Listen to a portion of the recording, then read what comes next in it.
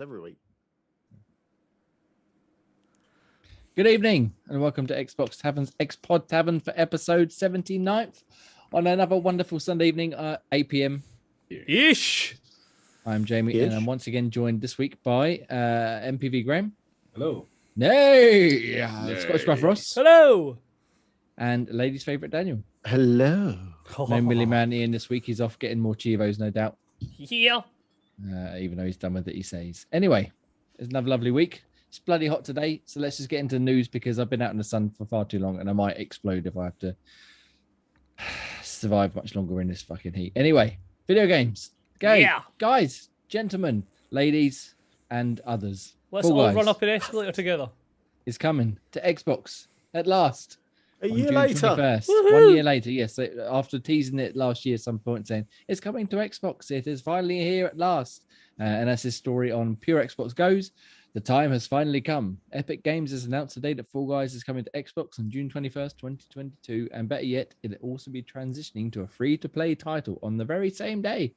And it coincides launch with Switch, obviously Xbox, and then it's going free-to-play on PlayStation, and it'll be going on Epic Games Store on PC. And it also will have its own battle pass, and it's what they call in show bucks, which you can earn in-game, as well as obviously, I imagine, pay for. And yeah, there'll be a free battle pass, there'll be a premium battle pass. There is a map builder in development, which will come later on. And Xbox Game Pass members will also get Fall Guy perks for the first 3 months, which seem to be some sort of skins or some sort of shit like you usually get. Yeah, different outfits and things like that I had seen. So obviously I've played Fall Guys in the beta. I really enjoyed it. Has anyone else here played it? I can't remember. And if not, who's excited? Let's go Scottish Ross first. We've all played it. We played it down at EGX. Yeah, I was about to say. I suppose we did, didn't we? Yes, we did. We played at EGX, yes. We all decided it was a good idea after a heavy night of bevian to try and play Fall Guys games. Yes, and we did it in real life. But how about the game? Anyway, carry on, Scottish Gruff Ross. Are you excited about the free? Oh yeah, definitely. I mean, like I think it was Special Guest Pete that said that when this drops into Game Pass, it's a shoe-in for sort of Project Game Pass. It's a fantastic game, especially when you're playing in a group. Absolutely hilarious. Just the map creator when they bring that in as well. That's going to be another sort of level to it as well, because some of the sort of levels you can create in that are going to be unbelievable. I think it's going to be like ramping up like sort of what they've kind of what they're doing like Minecraft and Fortnite, how you can create your own sort of maps to play through. When you add any Fall Guys with the hysterics that come with that, that's going to be fantastic and being free to play as well. You reckon we'll get someone who'll make a full-on proper Takeshi's Castle run through? Oh, it has to be. Got to do every single level of each of that show. That would be spectacular. Just a maze where like you're running into doors that don't open and guys jumping off walls and I want to watch you. We could talk about Takeshi Castle. But Graham, are you excited to play it properly? I mean, again, I know we played at EGX, like you've reminded me. But you excited to sit down and properly play it at home at the comfort of your own house? Yeah, I mean, it's good to give it. I wouldn't say the buzz is as high when it first came out. That was when it was massively buzzed, but I think it's taken a while. It's sort of deflated the excitement a little bit, but I suppose once it's out and you've had a taste of it, you might ramp back up again. But it's free to play, so who would be mad not to try it? Exactly, and it's got cross-play and cross-progression as well, I believe. So we can all play, even if we're not able to get on the Xbox, we can do a Switch or PC or something, or maybe even cloud gaming, seeing as Epic have already done that with Fortnite. Maybe Fall Guys will follow it shortly. Yeah. And what about yourself, Daniel? Are you looking forward to getting into this one? Yeah, finally. It's as Graham's mentioned, though, the only thing is I think they've taken the wind out of the sails, kind of leaving it a year probably too late. So whether the buzz of the game has gone is the only thing. Obviously going free to play across everyone might actually ramp up and hopefully bring a lot more players back. Yeah, you'd think so. The thing is, just as what I was going to say with what's the name of that game? No Man's Sky. If you make the game good enough, even though people have maybe went off it, as long as you can bring them back by good quality content, making it appealing to people, people will come back if what you're putting out is good enough. So as long as they keep on working on it, with the free to play as well, with the cross play, as long as they've constantly got new stuff coming out, people will flood back to it with streamers, with just everything press release that they're going to get attention with when it launches, they'll see an upturn of what they may be seeing in the sort of concurrent players. So as long as they can build on that when it happens, then they'll keep that steady flow of momentum. Yeah. And that's the idea. Obviously, you're going to get an influx of new players on Xbox and Switch and PC potentially. And obviously, most people got it on PlayStation Plus when it was offered there. And anyone who has previously got it either paid or via PlayStation Plus, I think, is getting a premium battle pass or some sort of thing to say, well done, you spent money on this before. Legacy items, didn't they say you're going to get, or legacy players are going to get a bonus so they don't get felt screwed over. Basically, and they're also adding new levels, costumes, and ever-evolving gameplay, as well as I said, cross-platform play and cross-progression. So it's very exciting. Obviously, this is we're going to break the rules of our Project Game Pass segment. I think we possibly will add this as July's Project Game Pass, but we'll get to that in a month or so time. Yeah. But either way, even if we don't, we still need to get a group of us on there, have a go, have a laugh, and play some Fall Guys. Make sure we've got it installed when it comes round. I mean, there is that as well, yeah. No comment there. But yeah, looking forward to it. It's very exciting. If you haven't played it before, it's basically Battle Royale, but Takeshi's Castle, as I said. So there's 60 players who start at a level, you run forward, and you've got to traverse obstacles to get to the goal. The first 40 players, whatever, get through, go to the next level, and the 20 are eliminated. And then you go through until there's only one winner. And all the levels get wackier and crazier. There's spinning things and things to jump on and climb on and balls to avoid and fruit flying at you and all sorts of crazy shit. I hate that level. And it's just, the levels that we've played so far have been tremendous fun. So I'm very much looking forward to checking out the full release on Xbox at last. Huzzah! Do you know what? I was very tempted actually to buy it the other day because the kids were asking about playing it. I was like, it's not that much on PC. I could just pick it up. But no, I shall wait. They have this announcement. And I'm glad I did now. Yeah. Oh, they've got stuff. If you are a Prime gaming person, they've got some skins and costumes and stuff to redeem. So redeem that now. Dan loves a wee Prime redeem. Oh, love it. Love our Check Prime it out redeem. Every week. Check it out every week. Prime redeem. Oh, That love in Game Pass perks. Dan loves it. I love a perk as well. And I believe they had a Sonic the Hedgehog costume at one time. So if they've still got that available, I might have to purchase some of these showbucks, whatever they're called. Oh, some of the costumes they've got are fantastic. But yeah, finally, like I said, it's been a long time coming. We've been waiting and asking repeatedly for where is news? Tell us when it's coming. And at last it's coming and for free. So what could be better than that? Yeah. Fall Guys, 21st of June. Very much excited for that. Anyway, should we move on to the next story, gentlemen? It's coming to Xbox, which is good. And for the first time in 8 years, there's more Xbox players in Japan who will be able to access it. That was a kind of segue that almost worked. So for the first time in 8 years, Xbox outsold PlayStation in Japan last week. So this is from VGC. According to the sales data published by Famitsu, the Xbox Series S on its own, not included in the X, sold 6,120 units, whereas the PS5 and PS5 Digital Edition sold 2,693. There's a lot of other numbers here, not really important. Basically, for the first time ever, well, almost ever, Xbox has done pretty well in Japan. Is that part of Xbox being worth buying, or is it because the PlayStation's not available for them to buy? We'll just brush over that part. That's the slight issue with that story, isn't it? It's like you want it to be that Japan are seeing the value in the Series S, which is ridiculously good value. But it does boil down to the fact that they can't get the PlayStation consoles, and that's the if we're being brutally honest with ourselves, that's what it is. But at the same time, it still looks good on paper saying that Xbox outsold PlayStation. Yeah, and as I said, it's the first time in 8 years that they've done it. So success. Graham, any opinions on Xbox doing well in the land of the rising sun? Well, considering they have been nowhere near for the previous years, the fact that they have beaten them in 1 week, I mean, if they can keep it up and keep it kind of close, then that'd be way more interesting than 1 week. It's almost like saying we beat them in a day.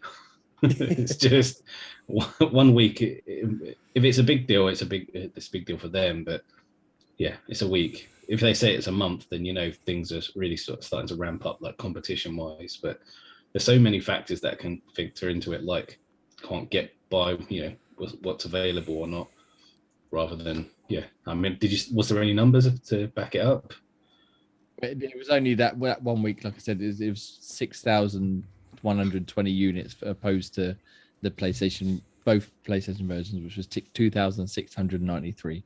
But the week before that, the PlayStation 5 sold 49,000 and some units, whereas the Xbox Series X sold 10,000. I think that's supposed to say 10,000. Yeah, so that's what I mean. It kind of makes it somewhat negligible like that when you sort of like numbers can really sort of destroy any kind of story like that.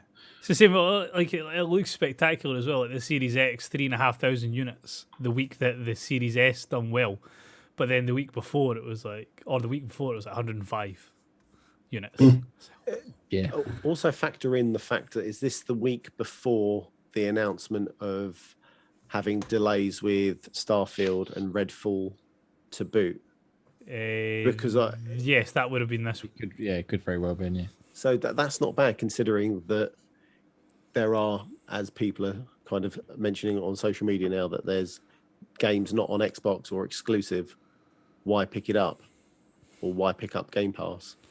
And they're still selling these units. So yeah. I suppose there is a silver lining. Something like the Series S as well. I mean, obviously we're not Japanese, we don't live in Japan, but traditionally it's been sort of reported that they prefer smaller, more compact devices and stuff to fit in their homes. And the Series S, you can't really get much smaller or more compact than that.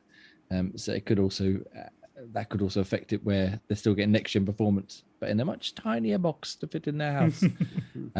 There's a few other stats here. They got apparently as of the start of March, the various Xbox consoles had sold the following number of units in Japan.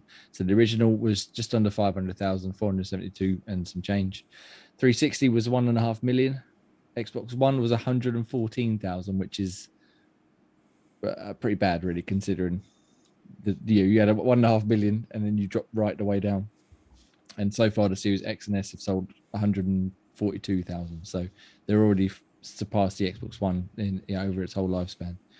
And hopefully it will continue to go up from there. Obviously, Xbox is making more of a push in Japan, trying to get more Japanese developers and players and stuff involved. And hopefully that will continue on. What they got, Tango Gameworks, and there was another one I think they've got. They were part of Bethesda. I can't think of the name right now, but it's good news all round. Yeah, success. Video games are doing well, even if you can't find them very easily still after almost a year and a half. Yes, if you're not in Japan, no worries. Let's talk about something that might be more relevant to you. Oh, I'm not feeling the segues this evening. I'm sorry. There's a rumor on Pure Xbox of a Gears of War collection coming to Xbox this year. So much like the Master Chief collection, where it put 1, 2, 3. It was 4, wasn't it? And then they eventually added ODST to it as well. Graham's favorite game in the series. According to Xbox Era, who are there themselves, citing journalist Special Nick. Again, I'm not sure I'm supposed to say that out loud, but he is the belief that a collection is coming this year, but he didn't specify what it could be, but he said it would be obvious. Everybody's guessing it. And if you think about Microsoft and the collections they could have, you either got Halo, Gears, or Forza. It's not going to be Forza. We've already done Halo, so we've got to have Gears. Daniel, I know you're a big Gears of War fan. Yes. Are you excited about a Gears of War Master Chief style collection? I can't believe they didn't think about this sooner. I mean, how moronic could it be? How many times we had Gears of War remastered? Is it twice? Once. But was it once? They've done the first one. They've done the Ultimate Edition of the first one, and it looked fucking spectacular when they done it. Why they've not done it with the rest of the series? Well, they've given up stuffs to the other ones, but they've not done a full-on. Yeah, that's what they need. They need the full being able to do the whole Master Chief treatment. There's one of them that definitely needs it because Dan said it was his favorite game, so he needs to go back and play it. He needs to actually remember what happened in it. But also bringing back Horde, if they can not fix Horde is the wrong, but up Horde and have it back in it was Gears 2, wasn't it? Yeah, I was going to say we just need Horde 2.0. The other ones have left me wanting, but Horde 2.0 was fucking perfect. Was fucking awesome. Was really, really good. So if they could bring that back, I think it needs to be. I think every kind of multiplayer game that has a series like that, why don't gaming companies bring out this kind of collection instead of doing obviously you get more money knocking out a remaster 1 and then remaster 2. But yeah, having that kind of hub and bringing all that community in, because Gears of War has got a massive community. And it's a big esports league as well, isn't it? With Gears of War. totally. I mean, I don't know whether it would rival Halo, but I'm sure it's not far behind. It's really good that it's coming, and I'll definitely be going through all the games again. Blimey. Right. I've been looking for an excuse to try and wangle Gears 3 like 4-player co-op with you lot. So if it comes as like a collection to Game Pass, we got no choice but to play it, have we really? I know Graham, I know you're a big fan of Gears of War. Yeah. I've not been not massively into it, but I didn't mind it. It was just a good kind of playthrough. Yeah, I think that get the chainsaw. Well, obviously bringing that chainsaw gunplay is premium. Absolutely premium. Smashing that button. I'm not gonna get frigging sawn in two, but yeah, can't wait. Yeah, so wait. Obviously with Halo they did the 4 campaigns where they properly remade Halo 1, which had already been done, properly ups above Halo 2, and then 3 and 4 they basically just give a bit of an up-res. Do you reckon we might see full-on remakes of 2 and 3 Gears of War, maybe even 4? I suppose 5 doesn't really need it, but they might go back to 4 as well. Or do you reckon they'll just have 4K 60 frames a second as opposed to what about Judgment? 1080p? I was just thinking about Judgment. What was that? Sorry? That poor game, Judgment. You cut out there. I didn't quite catch what you said.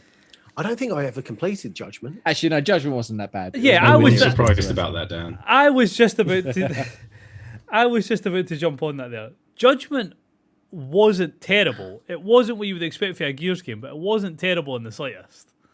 What I didn't like was the arcade nature of it. So it's basically like a score attack type thing, wasn't it? Yeah. Like the levels were just they were segmented. You go through, you got a score, and then you had a little bit of story, and you did the next level. Whereas obviously Gears is more of a single player linear story based adventure, I should say. Definitely bring it back. I definitely enjoyed Judgment. I would have no issue if they threw that one in as well. It'd be like ODST. It would be some people. No. ODST is fucking brilliant. I think he's trying to compare it to it's just that added extra. Some people will really appreciate it being there. Some people maybe not so much. Maybe, yeah. But yeah, hopefully. So anyway, according to this guy, we should expect it by the end of the year. Could we see a reveal at the showcase in a couple of weeks? I don't know if you get a reveal, but you'll maybe get something. You'll get like a little hint at something. Well, I don't know if it's due out though. The end of the year, you've got to have. So bear in mind. So as I said, we've lost Starfield. Yeah. Whoops. Correction. You've also lost Redfall. That's the one. So they've got to have something in the bag. Because if not, this year for Xbox and Game Pass is a pupper. So they've got to have something in there. I just hope they're not rushing Gears of War just because there's nothing else. Are you saying about rushing? What I'd like thinking about it earlier on, what I'd quite like them to do really, obviously Gears is synonymous with Unreal. So the first was Unreal, etc. The Gears of War 3 bumped it up to Unreal 3.5, whatever it was, and then Gears of War 4, Unreal 4, etc. Drop it in Unreal 5. Boom. Yeah, wait until Unreal 5 is properly ready, and then remaster them all, and just say, here you go, fucking have that. That would be fucking chef's kiss. I mean, they could always do that again in another 5 years, but what I'd like them to do is wait and just remaster them all in do it all Unreal in that, 5. see what it looks like. Yeah, because I can imagine the visuals in all them games are incredible anyway, even for the time. Oh, that would even be now compared to even if you go back and look at them as you were saying, it still looks a good game. Yeah. Oh, totally. Absolutely stunning. They don't look as blocky as some other characters that I've seen in other games. I mean, they're all well-rounded. Big, beefy men. Oh, their muscles everywhere and exploding into chunks. Oh, I'm about to explode into chunks thinking about it. Anyway. Right. Yeah, that's enough. That's enough sexy, big, beefy men talk. Yeah. Right, gentlemen. Gears of War hopefully is coming back. But what is coming to PlayStation Plus? Boo! Who said that? Ubisoft Plus is heading to PlayStation Plus, adding 50 plus games to PlayStation Plus. How many more pluses they want to fit in this that was headline? Quite excessive. Let me just read that again. Ubisoft Plus also heading to PlayStation, adding 50 plus games to PlayStation Plus. Boom. Plus. Anyway, so they announced for 8 ages ago it was going to come to Xbox at some point. Although I don't think they said it was coming to Game Pass, did they? They just said it was coming to Xbox. Yes, just coming to. I mean, it would be stupid not to bring it to Game Pass, but I mean, yeah, like EA Play, it would fit in quite nicely. Yeah, they were very vague about it. They never said it was. They never said it wasn't. And then when the community or the rumors started going that it was coming to Game Pass, they then specified it wasn't coming, didn't they, to Game Pass? Yeah. But what they've said recently with the new PlayStation Plus that Sony have put out with all the different tiers and stuff, which I must admit I've not really looked at, to be honest. But they're adding what Ubisoft is calling a classics collection. So they're technically older games in the library, meaning newer titles will be presumably reserved for the main Ubisoft Plus subscription. And just going down the list here, you got a few decent games. You got Assassin's Creed Valhalla, Far Cry 3, Blood Dragon, and 4. The 2 South Park games, Steep, The Crew, Trackmania, Trials, Valiant Hearts, Zombie. There's a few other games. Basically, it's all older games that and that's retroactive type things. When I seen the headline at first, I was like, "Shit, that's a big bit of news for PlayStation Plus."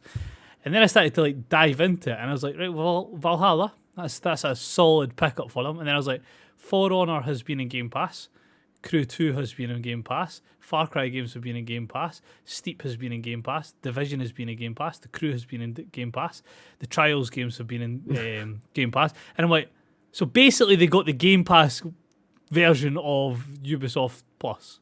Yeah. And I was like, that's not exactly set in the I mean, they kind of, the way it's been worded, the way people have been talking about it, it's like Ubisoft. But what it actually says in their tweet here is Ubisoft Plus is coming to PlayStation. Stay tuned for more news in the future. In the meantime, introducing Ubisoft Plus Classics, bringing 27 games to PlayStation Plus. Yeah, so they're getting the classics, and then Ubisoft Plus will come in time come at the same time probably as at the same time it's as Xbox. Yeah. So obviously, Ubisoft Plus it gets day one releases, if I'm right in thinking, of all their new games. But it's what, £15-16 a month, something like that.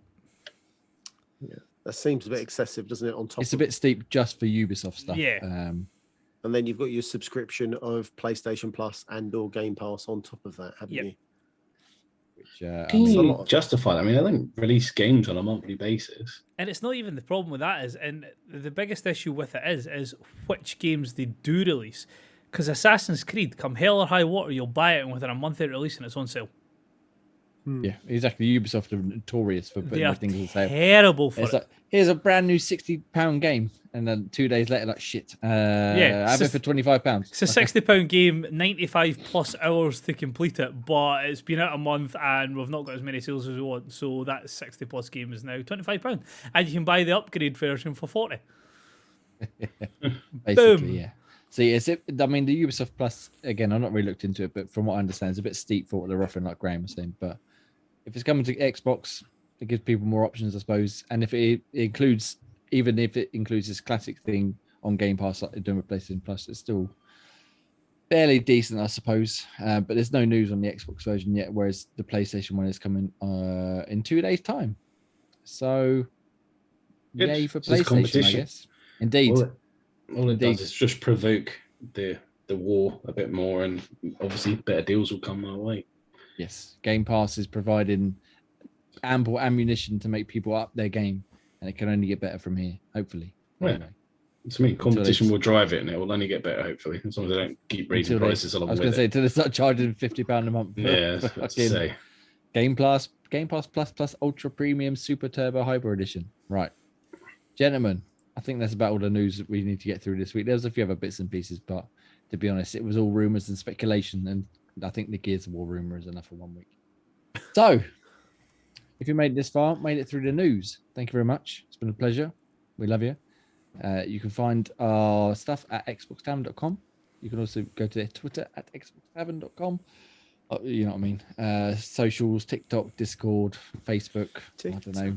Jeeves, ask Jeeves for Xbox Tavern. You'll find us there. You can also support us on Patreon if you'd like to do that. That would be wonderful at patreon.com/Xbox Tavern. We have our superstar supporter in Beth. She's wonderful. Thank you very much, Beth, as always. And if you'd like to be like Beth, as we all want to be like Beth, you can subscribe over there. Even if you can chuck us a buck, that'd be helpful to keep the podcast going, keep getting us, new equipment, etc., etc. That'd be lovely. If you don't want to.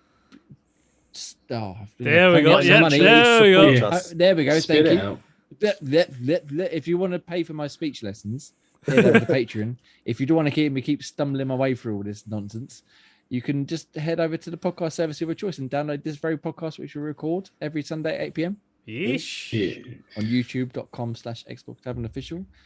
Search on Apple Podcasts, Google Podcasts, whatever podcast you use, we will be on there. Spotify, indeed, which now I believe hosts the video version. We are doing the video version on Spotify. Yes. And if you want to leave a rating and a review, 5 stars and all that goodness, please, that'd be wonderful. If you leave one on Apple Podcast, we will read it out on the show, so you could be Xbox Tavern famous, which is, so I understand, top tier. Yeah, top tier. Yeah, I'm going to look now just to see if someone has done one. Oh, we have got one. Did we read this one out before? I don't know, Daniel. Read it out again. Why not? Read it out. Right, we have from Cole Mickey 49. He says, "Great podcast, worth a listen. Very good, guys. Short to the point. Fucking appreciate it. Good job. Good man." And yeah, that's about it for plugs, I think. But however, one other plug which I have forgotten to mention recently is InsertCoinTees. Oh, whoa! Whoa! Anyway, InsertCoin.clothing.com. Time and a place for that. And use Xbox Tavern 22 for 20% off for the entirety of 2022. Shut up, Ian, even though you're not here. Hey. They got a sale on this weekend, or not sale, free shipping thing on this week. Free shipping this weekend if you're listening live on YouTube right now, or if you somehow manage to get hold of this before midnight on Sunday night. Good work. And go over there and check it out. 20% off and free shipping. What could be better than that? And even if you're not in the UK, I think, is there a code for 15% off? There is, yeah, but that's too much effort. I think it's like Weekender or something daft. Something like that. Basically, even if you're not in the UK, you can get an extra 15% off if you use that code for them as well. So you're basically getting your shipping for nothing. Go check them out. We all have, well, most of us have insert coin things. It powers my wardrobe pretty much entirely, apart from our very own merch, with more on that coming very soon. Dun, dun, dun. But yeah, go check them out. They're great. We love a bit of insert coin goodness. And I think that's all the plug-in. I'm gonna have to get someone else to do the plugs from now on because I'm useless at plugging myself, honestly. Anyway, Graham. I was going to say, how quick does it take you to plug? Don't share them pictures, Graham. I know you've got them somewhere. Anyway, enough of that nonsense. Right, topics of the week we're going to get into, which is, we've done topics. Let's do questions. Questions. Oh, fucking hell. Right. Xbox Game of the Year throughout the years. So a few weeks ago, we decided that we're going to revisit our youth. Probably not a good idea, but we're going to do it anyway. And we're going to go through the years up until today and pick our Game of the Year for every year based on Xbox video games. And last year we did 2002, so you can go back and listen to last week's episode if you want to hear what the games we picked. This year, 2003. I'm going to read Ian's out first because he's not here and he wrote a couple down. So his picks were Rainbow Six 3, which we'll get to in a moment, and Metal Gear Solid 2 Substance, which was like the revamped version of Metal Gear Solid 2, which was released on Xbox about a year or so after the PlayStation 1. However, I'm going to now go to Graham. Tell me about your Game of the Year 2003 on Xbox, please. Yeah, this one's a tough one because I found two that I absolutely adored in that year. First one was Star Wars Knights of the Old Republic.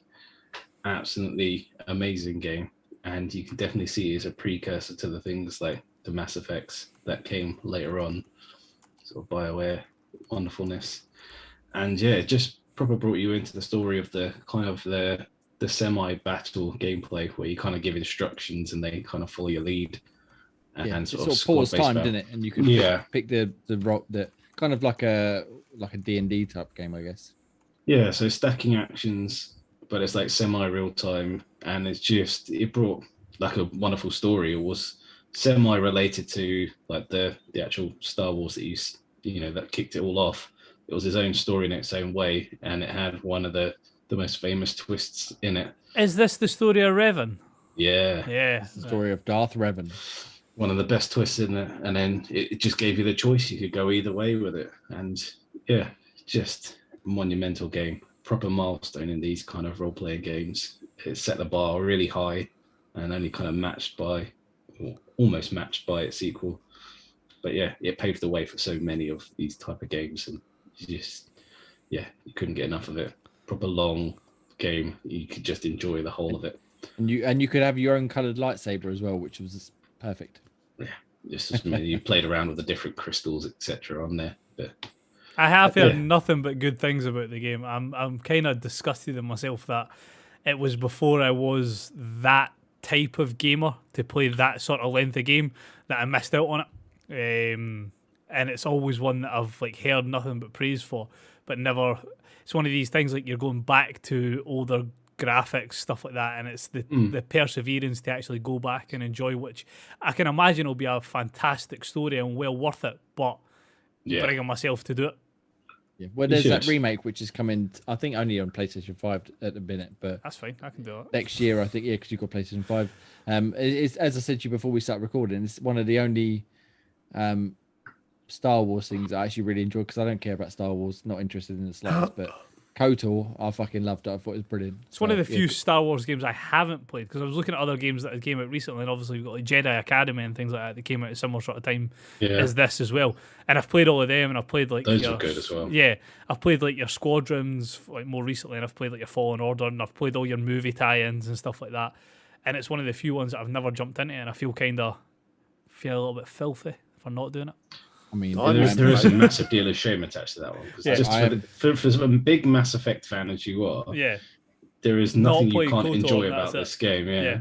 And say that is why I played Mass Effect, because of KOTOR, because it was fucking tremendous. Anyway, sorry, Graham. Do you want to run through your second pick very quickly? Yeah, my second pick is runner-up. What's known? Yeah, it's I say it's a runner-up, but it's just a long chain of my childhood, the Phantasy Star episode, or Fantasy Star Online episode 1 and 2.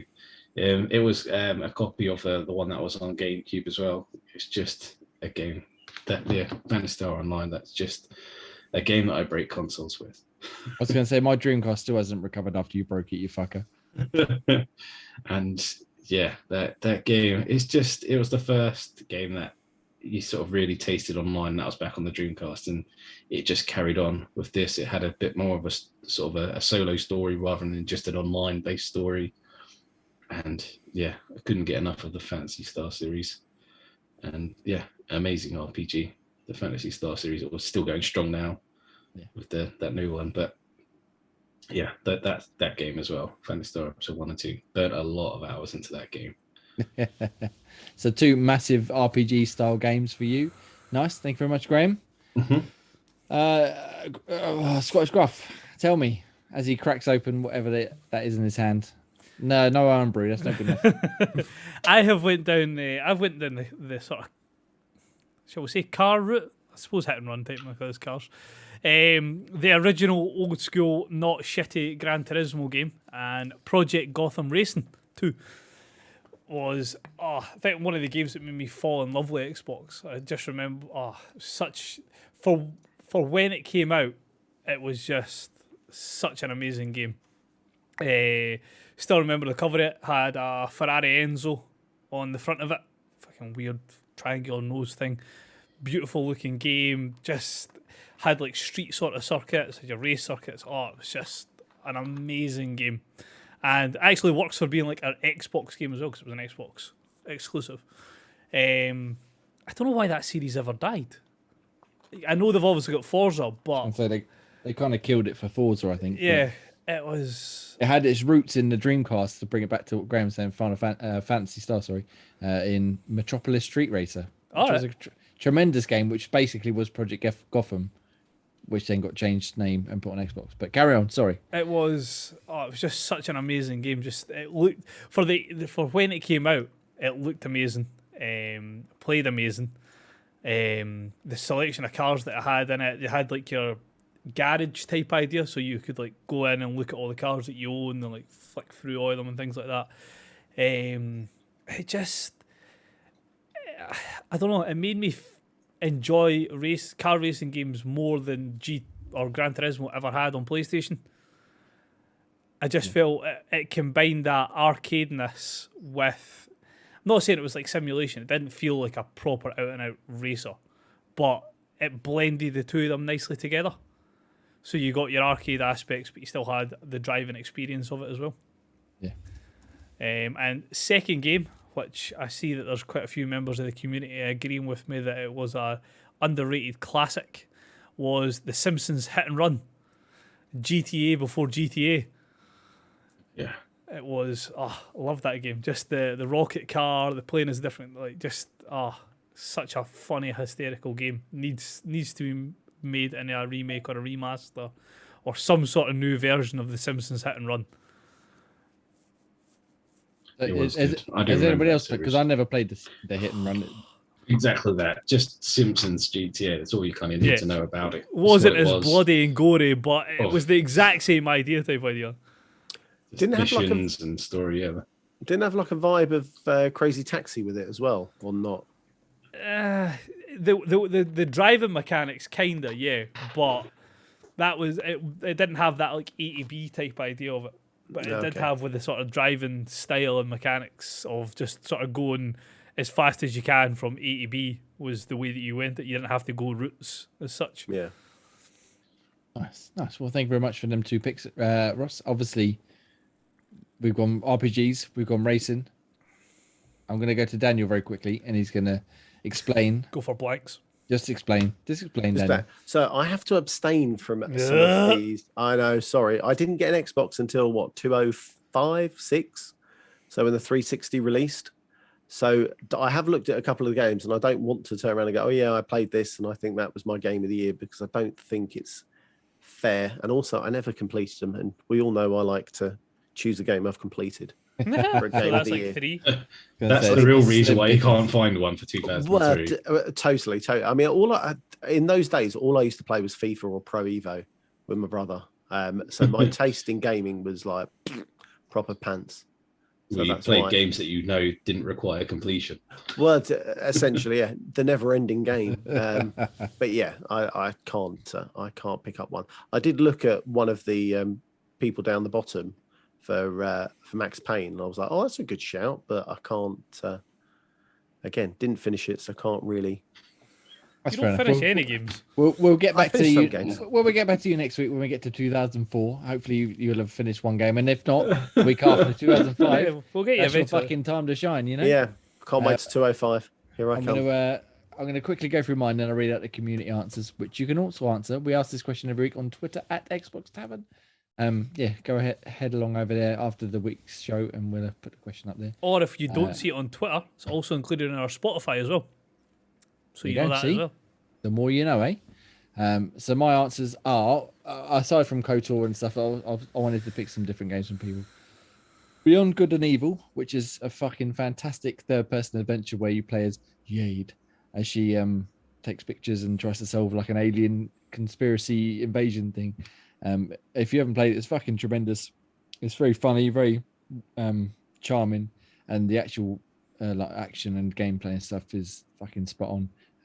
Obviously, the sequel was announced about 1 million years ago, and it's probably never going to come out, which is a bit of a shame.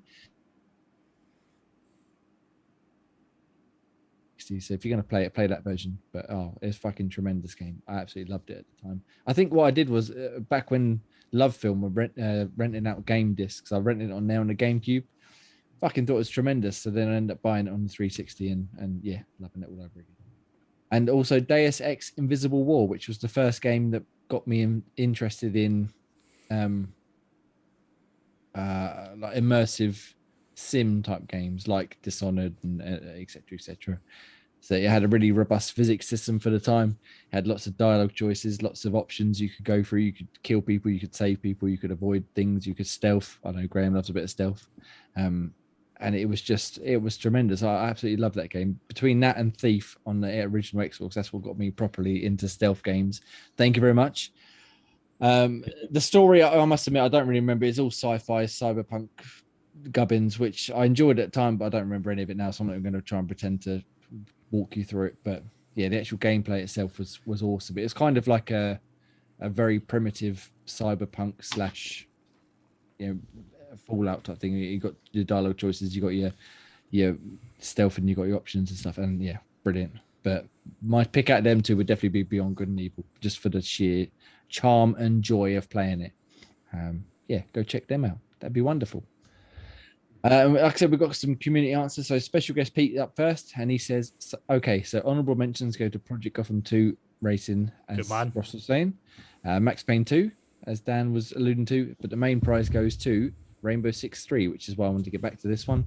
Last FPS game I was good at. I'm sure the lads can attest the amount of evenings we lost playing this game. So Graham, Obviously, we've only met Dan and Ross in the last couple of years. We played some games with them, but way back when we were nippers, we used to play Rainbow Six 3 online, which was one of the first games on the original Xbox Online. Yeah. We probably played, I don't want to go over the top, but almost every night for a year, 2 years, maybe. It was insane the amount that we played that game. Yeah, it was good. It was because the first time we were able to group up like that to sort of play a game like that. And then, yeah, it's just fun. It was just because it was exciting by the way you talked through a microphone and your guy's lips moved. And it was like, that was an amazing technology at the time, watching your character's lip And move. being able to change it to a child's voice or a robot's voice or something. Oh, that was just the, wasn't it? Was that a game thing? Or was no, that was on that was on the Xbox, yeah. Yeah. I remember that horrible whispery pedo voice that you could do. And yeah, playing again, I don't remember the specific names of the maps, but there was one in particular where you started either and there was a big courtyard in the middle. And it was obviously like Rainbow Six, if you played modern day Rainbow Six, like one shot, one kill, basically. And we were all sneaking around, flashbanging everybody and smoke bombs and getting the grenade. Oh, I absolutely love that game. What a tremendous time we had. You had to mention flashbangs. I know you love a bit of flashbangs. And yeah, myself, you, special guest Pete, our friend Mike, and I believe maybe Millie Man Ian as well were playing it as well. Yeah, Ian was as well. Yeah, we had a fucking tremendous time playing. Sorry, Ross and Ian, Ross and Dan for the nostalgia play there, but yeah, tremendous. We played so much. Did you guys ever play Rainbow Six 3 back on the original Xbox? I can't remember the first one I played. I think the very first Rainbow Six I ever played was Vegas. So I think 3 was before my time for Rainbow Six. I'm the same. I'm Vegas. Vegas was my first one I played. And that was awesome. Yeah, I was going to say Vegas was fucking awesome. The whole putting cameras under the doors and sending your other squad round and telling them to breach. And it's fucking loved that game. One of the best things about Rainbow Six 3 as well was the single player. You had like voice commands and you could be like open and flash the door. And 9 times out of 10 they say holding. No, open and flash the door. And then you'd be like breaching clear. No, not breaching, just open and flash. Oh, the voice commands. But you could also play it, if I remember rightly, in 4-player co-op. So we went through the co-op together, the campaign together as well, and it was. That's where you got your nickname, Eddie Price. Yeah, because forever going down like Eddie Price. Anyway, going down. What a great game, fantastic game, good choice. Special guest Pete. Next, we're going on to Christmas Rose at Cheating Turtle 9, who says, like Ross, Simpson sit and run. Easy as that. Man of culture. Ken Doyle at Neville 659 says KOTOR, joining Graham for his pick. Of course. And our good friend and previous Tavern contributor and current Twitch streamer for Sea of Thieves, you go check him out, at DJ Redcap, said GTA Vice City was huge, which, I mean, GTA Vice City was huge. I'm not sure when it comes to Xbox, so I'm going to include it anyway because I like DJ. He's a good man. Go check him out. Right, okay. That's what we're talking about, games of the all. Well, next week we'll be talking about 2004. So if you've got any answers for us, look for the question on at Xbox Tavern on Twitter or on Facebook. I think I put it on there as well. And we will read them out next week. Thanks so much. Nice. But we might as well leap forward 20 odd years into the present and talk about what we're playing right now. Yeah. So I'm going to go to Ross first because he's been playing our Project Game Pass game this month, Trek to Yomi. So Ross, tell me about your impressions so far. I have. I've not played tons of it.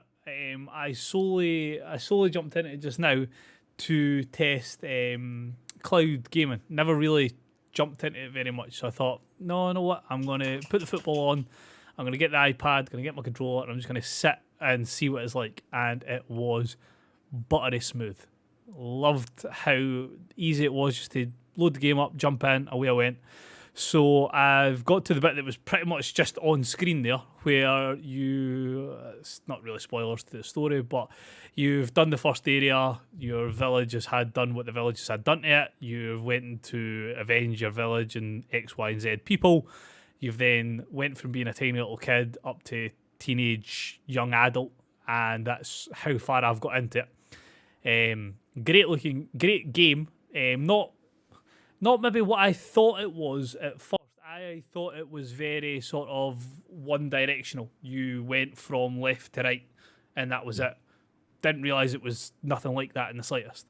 No, they play on the area. And Yeah, how you've got your move. depth type idea and Yeah. things like that. So, no, black and white game, as you can see by the trailers and things like that. But visually, even though it's black and white, fucking lovely, beautiful looking game. The combat is really good. Not Dark Souls level, not Elder Ring, but you've got the whole you need to try and parry to get in at the opponent, because otherwise they'll just parry your moves or block your moves. You've got limited stamina, so you can't like just hammer at them, Pete Tong, and hope for the best.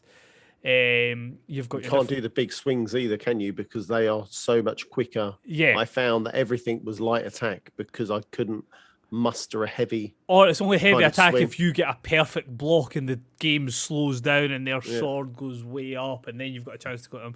Different combos and things like that.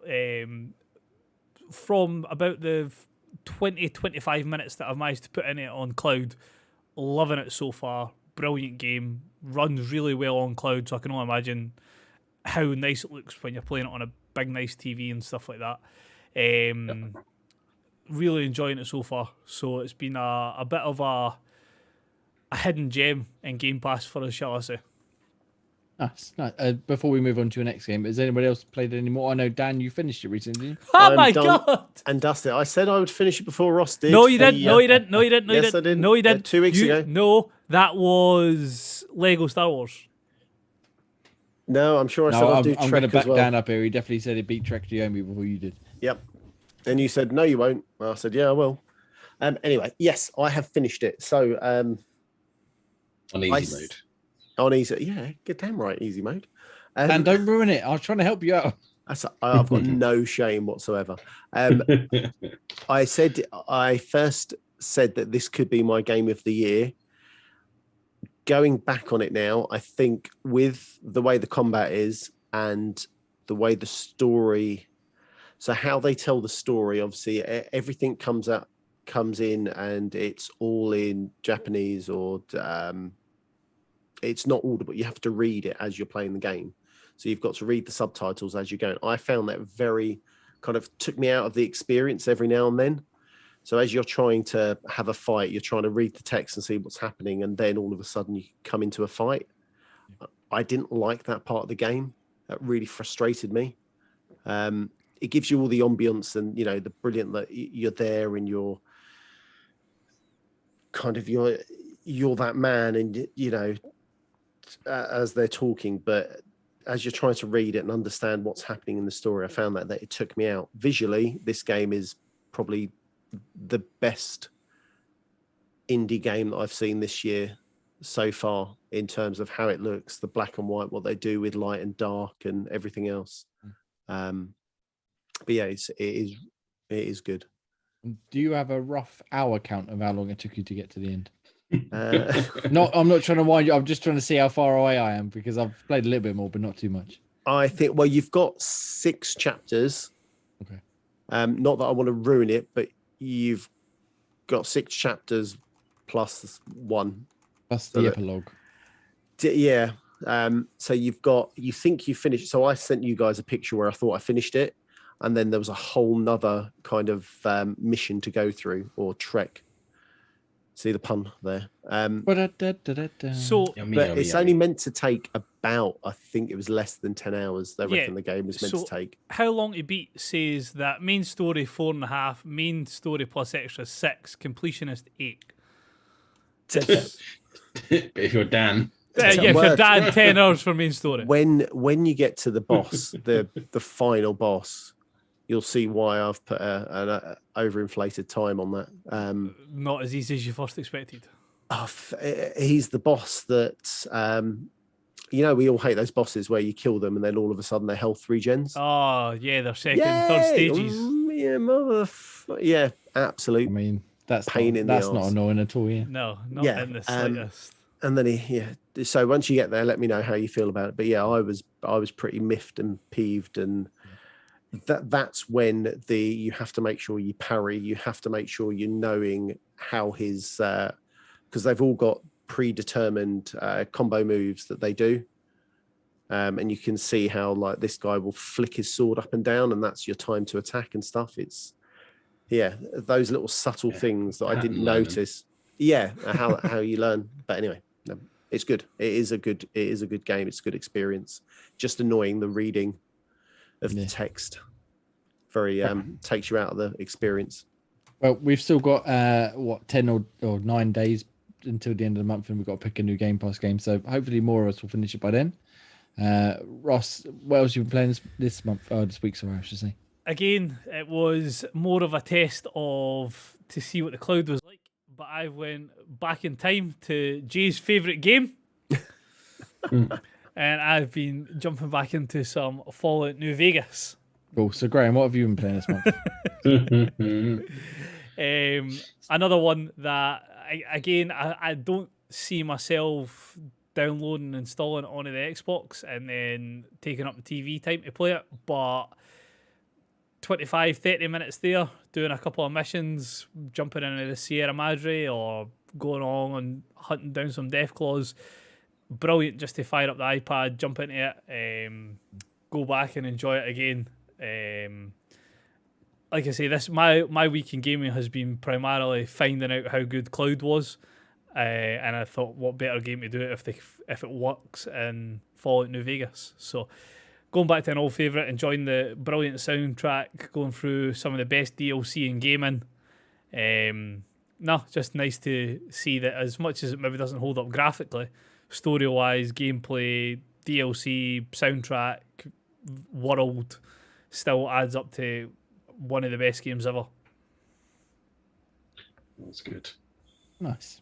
I'm still not going to play it though. Fucking losing out, man. Yeah, maybe one day when I retire in like 50, 60, 70 years, I might give it a go then. But still be better than Resident Evil. Oh, I mean, with that, we're going to move on. Right, Graham, tell me what we've been playing this week. So, I have been playing my new review title, Deadcraft. Now, this game is a mishmash of a lot of different styles. They seem to have added a touch of RPG, a touch of hack and slash, a touch of survival, and a touch of, I suppose, Minecraft in a way, but it's kind of as much Minecraft as what kind of Dead Rising is as well, with sort of combination things of building better weapons, etc. But there's Minecraft in the fact is you've got smaller components, but it's in the name, Deadcraft as to Minecraft. But yeah, so your character is like this half zombie guy. They said it's a disease that sort of turns people into zombies, and you find out that your character was born where his mum contracted the zombie disease before she passed, and she gave birth to him, and so he's kind of half zombie, so he's got the best of kind of both worlds in that he can sort of drink things because they're in like a not apocalyptic, but I think they said it was an asteroid that kind of hit the world and with this virus and wiped out a lot of the population, so resources are scarce, and because he's half zombie he can sort of drink sludge and all kinds of things, and it doesn't hurt him as much as normal people would. And basically people were targeting him because obviously he's taken advantage of the situation because he can survive a lot easier, that he got captured and he managed to evade capture, and he's trying to get back at the people that tried to capture him. And basically you find your way meeting friends and doing kind of missions as such to craft your way up with better gear to sort of take on the baddie as such. But yeah, I was a bit unsure about it at first because obviously there's farming things involved, growing sort of vegetables, crafting better weapons, better gear, better sort of tools to sort of enhance your character's ability to be able to sort of take on enemies, etc. So yeah, it's just a lot of different things. I mean, it's not overly hard as such, that the combat is relatively simple, but yeah, it's an interesting kind of story and a take on a game that kind of takes elements from different things and put it all into one. It's quite interesting. That trailer looked yeah, sure, it's awesome. It looked pretty interesting. Is it co-op at all? Or is it just single player? It's just single player, as far as I know. I didn't see any sign of it being kind of multiplayer. That looks prime for multiplayer. The way that looks and the kind of That's what I thought. Yeah, isometric type view, Diablo type. Yeah, and it had it would, but I mean that kind of combat is just like a small part of it. A lot of it's just kind of negotiating with people and just crafting things that they kind of need. And basically, you can when you kill humans, you can harvest them as corpses or members, and basically you plant zombies and grow them with zombie blood to sort of basically grow into actual zombies that are under your control. So you can have some zombie companions that fight alongside you that you've grown yourself. okay. So that's kind of clever. So depending on what kind of zombie or what kind of normal person you kill, you basically, after you kill them, you take their corpse and grow them in your farm with zombie blood, and basically you grow a companion that you can play alongside you. Excellent. Quite funny. That's a different way of handling them. It is, and you can merge them with a gun to make a turret out of them, so they're just like a body attached to a gun, and you just like plant them down, so they're sort of zombie turrets that sort of fight with you. It's quite unique. It's got a very much Borderlands-esque kind of humor. Like I saw like a hand get chopped, and there was a big thumbs up of just really cool. So it has got to me. It's got that kind of Dead Rising humor to it as well. So it's a little bit kind of morbid, and you can play your guy as a bit of a dick as well. Where other sort of survivors are out there, you can sort of shake them down, steal some of their resources to help speed up the process along things, or you can just kill them, and you get like a wanted level as such in like GTA style. And the higher it goes, the more the sort of people of the slums try to chase you down and sort of kill you that way. So you have to wait, like let your meter go down.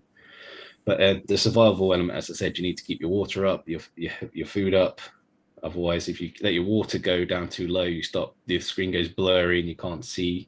So you have to keep your hydrated, and you have to keep eating. There's like rats, so you have to cook to sort of keep your hunger up. Otherwise, you start losing health as you move about. So there's survival elements to it, but they're not massively overbearing.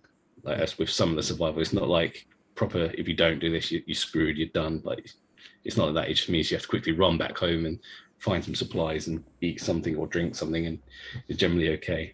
The same way you've got an energy meter as well, so you always have to report back to your bed and sleep to get your energy back. So you have to kind of plan your day as it would. Fair enough. So are you far through the story, or are you just starting to sort of build your bases? Or a bit of both, really. I mean, it's hard to know how far you've got into it. I'm gauging it by the unlocks you do, because as you kill people and stuff, you get points to unlock things that you get to craft better and better. And obviously things are locked per how far along you are in the story. And like one of the bits where you're just improving your character, it goes down like 3 odd pages, and I'm only like in like the top third maybe of it. So probably about maybe a third way into it. Fair enough. So we'll expect your review at some point in the near future on xboxtavern.com. Yes, you will. Cheap plug. Anyway, what else have you been playing this week? I've been playing a game with you. Oh, yeah. Don't remind me. We were here forever. So, before you start, I just want to say, I'm fucking loving it. I'm having a great time. It is fun. I just wish you wouldn't keep getting all the bits where you have to work out the code as much.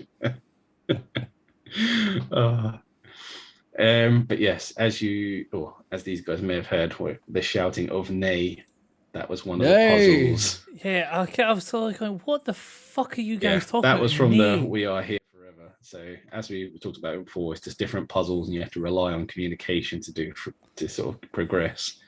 That one was, I had a scenario which with headless people, and I had to describe the kind of scenario, and Jay had to pass me the correct heads, which he was superb at. And every time you put the heads on the wrong ones, the game shouted out, nay, and decided to repeat the story, which we heard many times.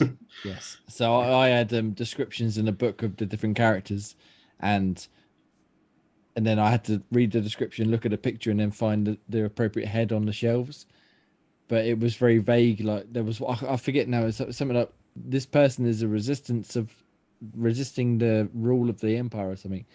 And I found what I thought was the right person, but then I fucking picked up the wrong head. And I gave it to him, and Greg could put it on and off, on and off.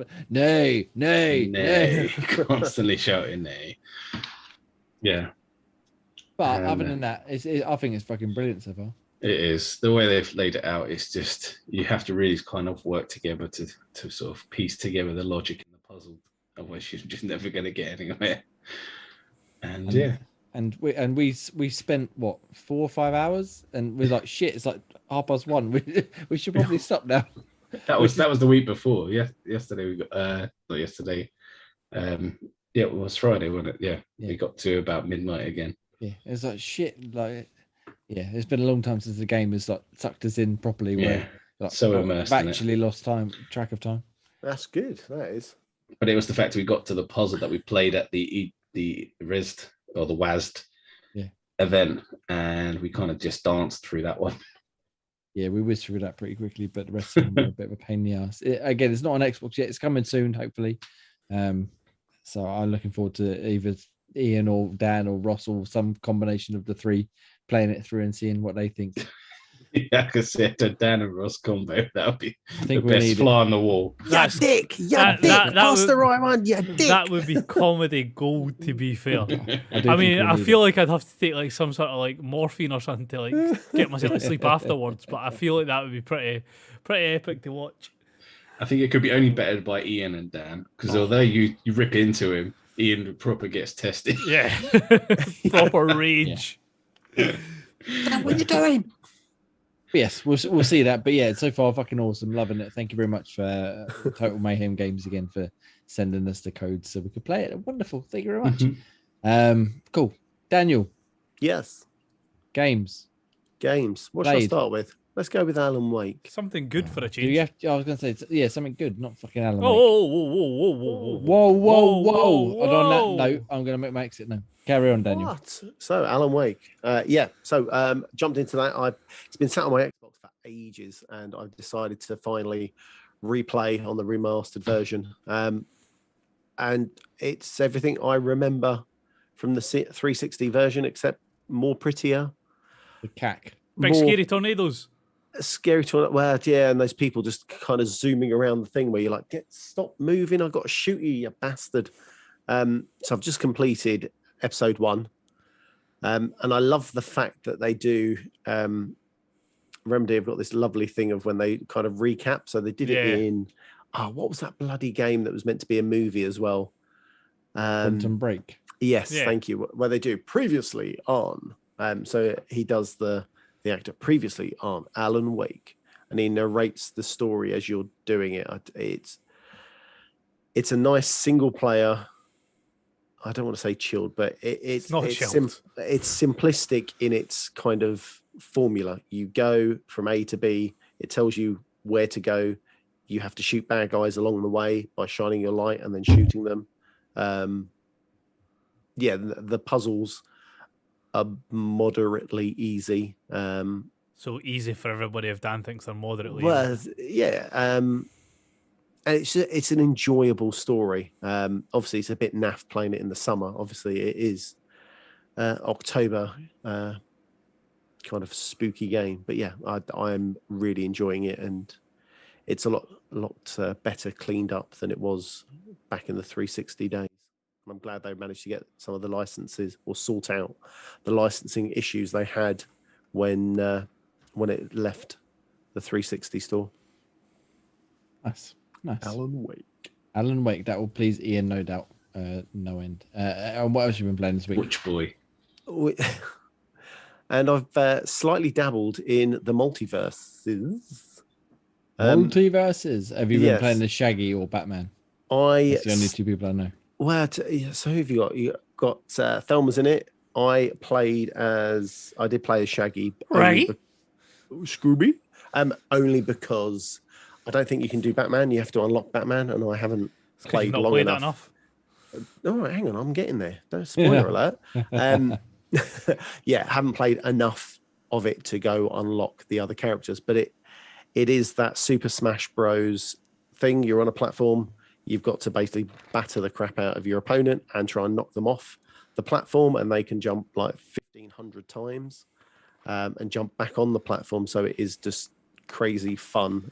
It's in closed beta at the moment, so people who want to get on it can't jump into it right now. However, I think it's June something or other, there'll be an open beta for everyone to jump into. But it's got that Fortnite vibe and look and aesthetic, and it's just pure fun and carnage that you would expect in a kind of a brawler type game. So do the characters have health bars, or is it like Smash Bros. Where you got to build them up to 100% and then you can try and get them off? Yeah, so I didn't notice any health bars. You're building them up, but it doesn't go up to 100. It goes up like past 200 and something or other. Okay. One fight I had. And obviously the higher you get it, the more chance you have of knocking them off and they're not able to jump back on to the platform. There's specials. You've got also some of the characters are voiced by the character they play. So you've got bloody hell, you've got Arya Stark. I was going to say, I'm watching the trailer. It's like, is that Arya Stark that's in it as well? And she is voiced by the woman from Games of Thrones. Yeah. You've got Shaggy, who is voiced by the dude who played Shaggy in the films. Matthew Lillard? Yep. Yes, thank you. So he's voiced that. I believe Batman is it Conroy that did Kevin Batman? Conroy, yep. Yeah, so he's done that. It's cool, it's wacky, it's zany. I'm hoping it's going to be, I believe it's free to play when it comes out, and it's going to have cross progression and cross play, I believe. So it should be quite wacky, quite fun. And obviously, as these games do, to monetize it, they have different skins. They've got their battle pass. So it could, if it's done well and done like Fortnite, it will do okay. Nice. I mean, I can't say I was overly interested in it until I watched the trailer, and then I'm like, shit, I need this in my life. Well, I saw the trailer and I was like, what the fuck is this? And I had to ask around, and they were like, a couple of people, Corey and Carla, said, oh yeah, it's like Smash Brothers. It's got the Iron Giant in it. Oh yeah, there's going to be so many different characters coming, and it's all from the Warner Brothers kind of thing. So you're going to have some weird and wacky. You've got your Batman. You're going to have someone daft, possibly from like the DC universe. I'm sure they're going to have the Green Lantern at some point there. It's just going to be weird, wacky, and wonderful. And if it takes off, obviously you're going to have loads more characters, which will be even better from the Warner Brothers world. Nice. So Smash Brothers, but DC and Warner Brothers, basically. Yeah. Nice. When Spider-Man come into it? When they signed a deal with Sony. That's never happened yet. Well, Nice. I did actually have a question, but I forgot what it was, so I thought I'd lead in with a piss what take. Spider-Man? Does his webs come from his arms or from little capsules? Whoa! Let's not get into that shenanigans right now. But yeah, it looks good. Looks fun. Looks free to play, and there's a beta at some point in the near future. So if you want to sign up, go for it. Oh, and I meant to say, we've got some videos. They're only quick, short things. You've got a clip of the Battle Pass and what's in the Battle Pass. It's basically the full amount of time Dan's played it. No, I played a little bit more than that, please. Thank you. And then a thing of me doing the tutorial, kind of how to learn the buttons and stuff. I am dog shit. I have one question, actually. I remember what it was now. Does Shaggy go Super Saiyan? Yes, he does. He does it in the trailer, at least. Nice. That's all we need. I was like... Pulls a sandwich out of the ground as well. Yeah, you can throw it. He's nice. hidden ability. Those fucking memes of Shaggy going Super Saiyan before, they always crack me up. So I'm glad to see it got into the game. Now I'm interested. That's it now. It's sold G on it now. That's it. Done. Never mind the rest of the characters. Super Saiyan Shaggy's in it. That's the one. Damn right. All right. Anything else, Dan, or should we move on to me, I suppose? That's it. I had a dabble in Fortnite, but they've changed the Battle Pass from what I've seen. So I was always led to believe that as you play the game, you get hit level 1 and you get level 1's item, 2, 3, etc., etc. But now they have like little box of tiers. So there's like 3 or 4 items, and you collect stars, and those stars you can use to unlock certain bits that you wish to have in that Battle Pass. Is that correct? That is correct. I don't wish to EN you, but they changed that quite some time ago. Well, that's how long it's been since I've actually looked at a battle pass. I don't Yeah, wish so- to Ian you. So the battle pass now, like you said, instead of just leveling up, you earn stars and you can unlock. I think there's 9 items per level, and then you have to unlock a certain amount to unlock the next level. But you can unlock whatever you like. So I tend to go for the V-Bucks first, obviously, and then you can go for the skins. But in order to unlock the further levels, you have to unlock more. Yeah, you've got to previous hit. ones. Yeah, you've got to, as you say, you've got to hit. I think it worked out like 50% or 75% of the stuff in the box To get the next one, So but they then to get the next one beyond that, you have to unlock everything in the first one, etc., etc. I think I'm on level 88 or 89 or something now, so I've got one more tier to unlock, but I've still got a couple of things to unlock before I'm going to say unlock again the last sort of tier. I need a PlayStation Plus Ubisoft Plus to unlock the final tier of the tier of the tier to get the plus get the plus item. tier, But I like that evolution of the battle pass now, because it now gives you a chance of grabbing the bits that you want, as opposed to having potentially 100 items of shat. You can now cherry pick to a certain degree the items you want from the earlier stages. Yeah, so again, as you said, you can pick what you want, but at a certain point you have got to unlock everything, so you can then unlock the next set of stuff, so you can unlock stuff from that. But yeah, it's definitely a better way of doing it. I think it's just it reduces the feel of the grind, even if it takes just as long. It doesn't feel like it's taking as long. But we could talk about Fortnite all day. Ian's not here, so we won't make him miss out. Save it for when he's back. Exactly. So the only game really, other than the one I'm not allowed to talk about yet, unfortunately, is a game which came on Game Pass PC in game preview, which is Vampire Survivors. I've heard a lot about this game. Jeff Kanata on DLC was talking about it a lot, and a few other people. And it's basically a roguelike, which I'm historically not very into, but almost like a bullet hell version. So you pick a character. There's several characters to choose from. I can't remember any of the names because they're not important, but they've all got different abilities. So one's got a whip, one's got a spear, one's got a magic wand, and they all have certain upgrades. So for the first 5 levels, you get X amount of XP, power upgrade or whatever. It doesn't matter. You start level. Enemies slowly start coming in from the edge of the screen. You kill them. They drop gems, which then allow you to pick them up, which gives you XP, which then gives you a new level. Every time you level up, you get to pick a new randomly selected power out of 3. So you can pick from things like an extra attack from your main weapon. You can pick a garlic, which gives you like an area of effect around you.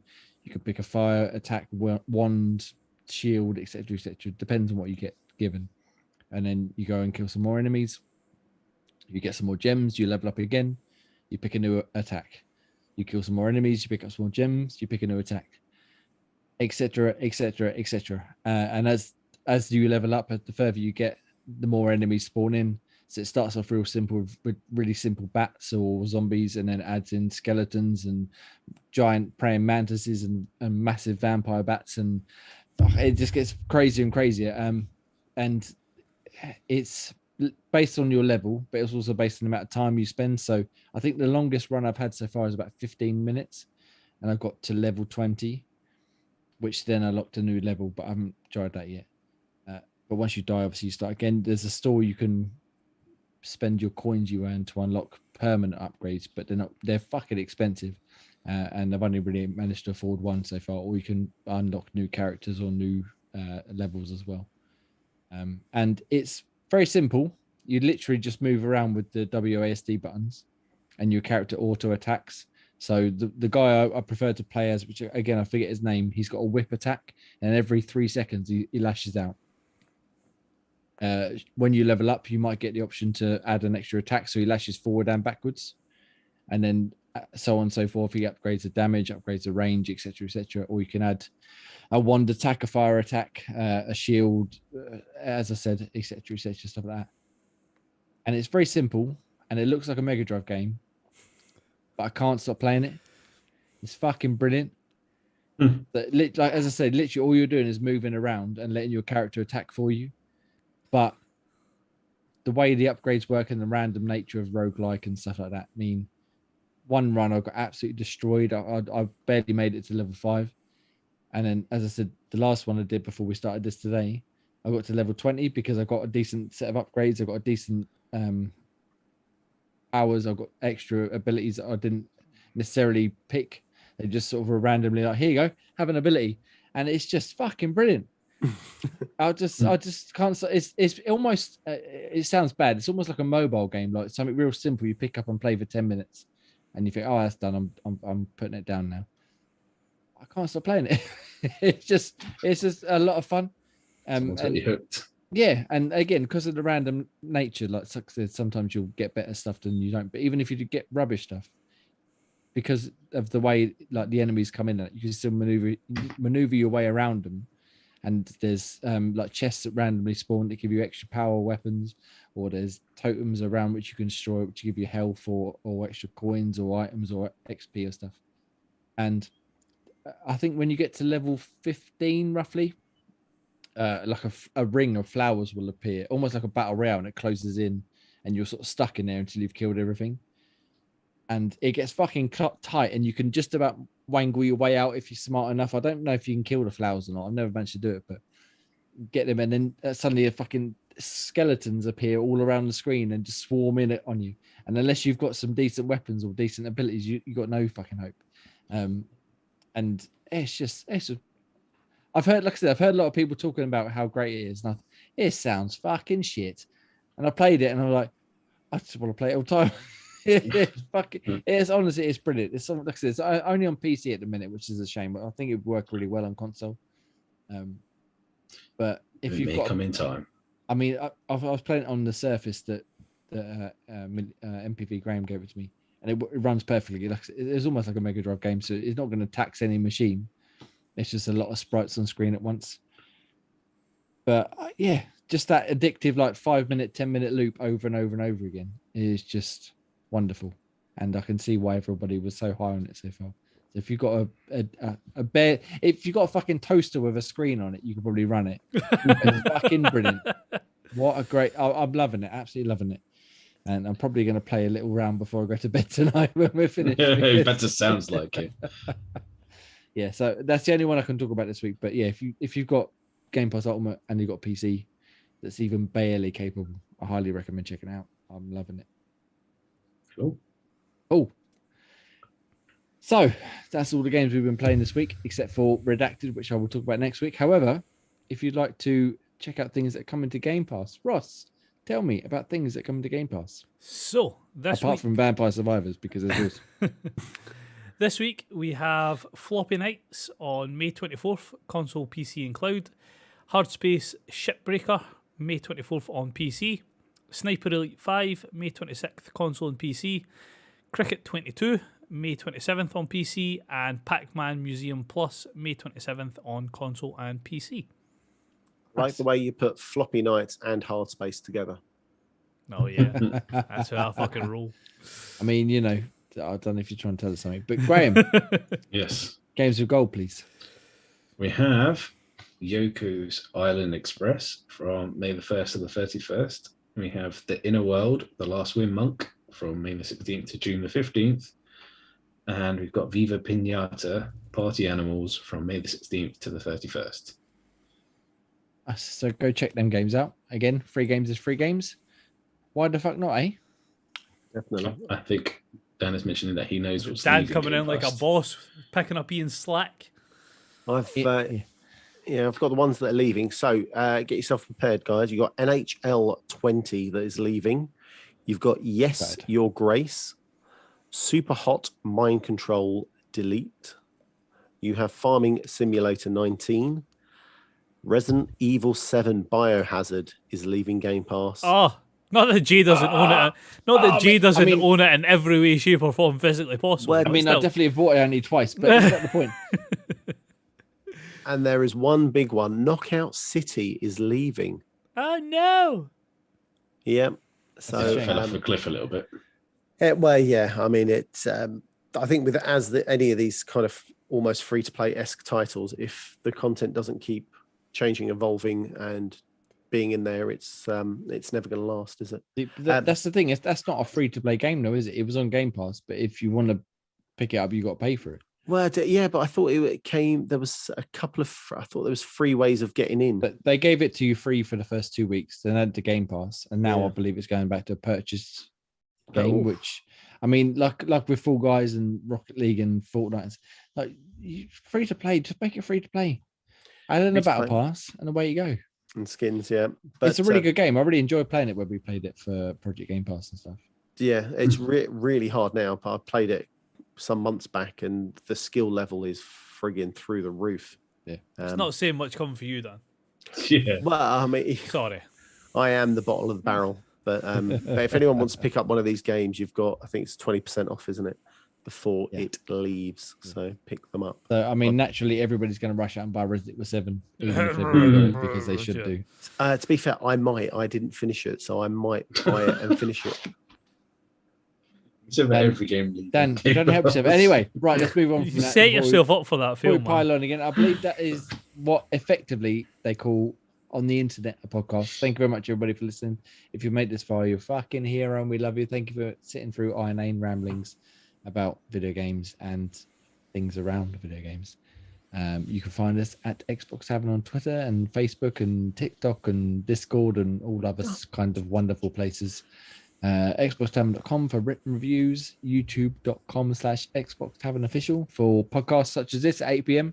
every Sunday night, as well as various videos from Dan, Ross, and the guys. And I've been Jamie, and you can follow me at Enaxan, and you can follow Graham at Graham Reaper, Scottish Ross, Chaotic 8389, and Daniel, Chocolate Bear 80, and of course at Nutty Ray for Ian. Thank you very much, everybody. Have a wonderful week, and we shall see you next weekend at 8 p.m. Ish.